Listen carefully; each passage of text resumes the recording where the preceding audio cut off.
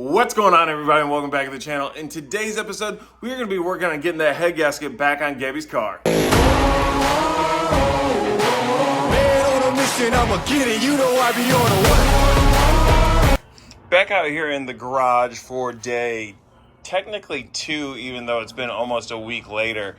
Picked up a bunch of parts here from the Ford dealer to get this thing back and running. We have the, what they call a serpentine belt, but to me it's the AC compressor belt because the serpentine belt serpentines.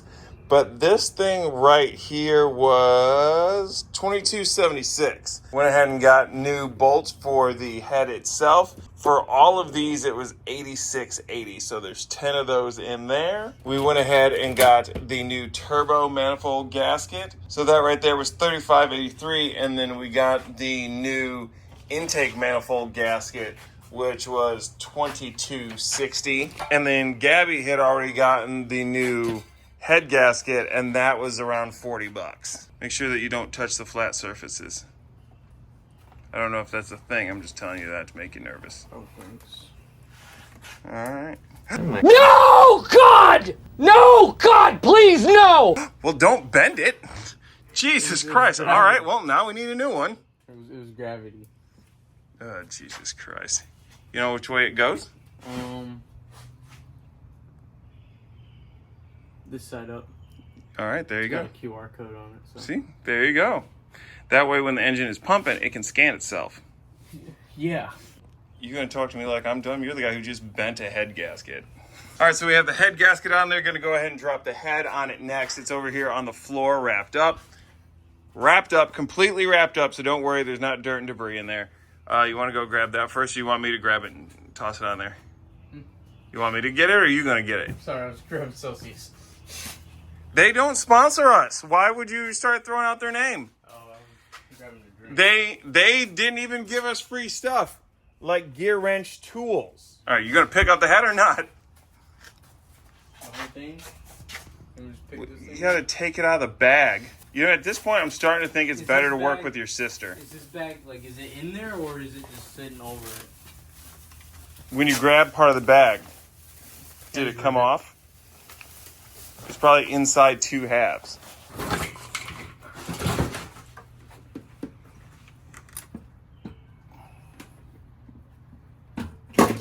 Oops. This thing doesn't need to run when we get it back on, right? Not our car. So we got the head back onto the engine. Everything is squared up. We put on the new turbo manifold gasket, so that's all down in there. So we're gonna open up this box next and start dropping in our head studs. There's a certain method in which they all need to get tightened down and torque specs and all that. We'll Google it, we'll do this, and then we'll tell you, or we'll just drop it down here at the bottom so you can see everything. So we just went over to AutoZone and picked up some 5W30 Pennzoil. What you have to do with these bolts is you have to dip them in some fresh oil and then hand tighten them down, and then we'll go through all the torque specs. So I believe it's 2 or 3 rounds of torque. I think first one's like 14 pounds, turn it back 14 pounds, and then whatever the other one is. But we'll go over here in just a second as soon as I'm done putting these all in hand tight. Hey, hey, hey, hey, hey, hey, hey,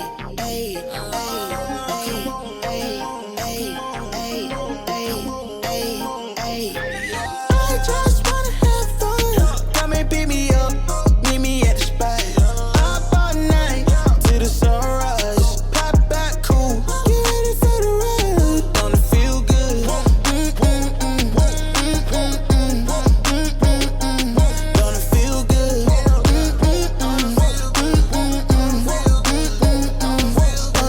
Holy moly, guacamole in my pockets. What a blessing. Got it on me. I got options. Real stepper. Check the shoes, get it poppin'. Eating good, feeling good. Where my hopping done at? Put it on a player or some. All right, it's getting late, and since Gabby's not here and she's not paying us to do this job, we're gonna call it a night. We got ourselves to this point. All of our head studs are torqued down, as well as our manifold. This here was 35 pound-feet. And then I'm sure, as you guys have already seen now, we went through and showed you all the steps to torquing those down. Nate's gonna go ahead and throw this trash bag over there so nothing gets in. But one thing we have here is one of these, what is it called again? Lifters. It's a bucket lifter. A bucket lifter, which kind of came up because used a magnet to get something that fell, and it pulled this up with it, and it won't go down. So we need to figure out what to do with that before we can put the cams back in place. So this is going to call it a night, but for you guys, it'll be the morning before you know it. Got everything cleaned up here. We were cleaning all the gasket material off before we put the cams back in. We did have that lifter bucket that was up. All you have to do on those is pop them up, lube them up a little bit, and drop it down in there. That one wasn't going in because it was slightly crooked. When we pulled it out, we made sure that nothing was marred up and we were all good, right?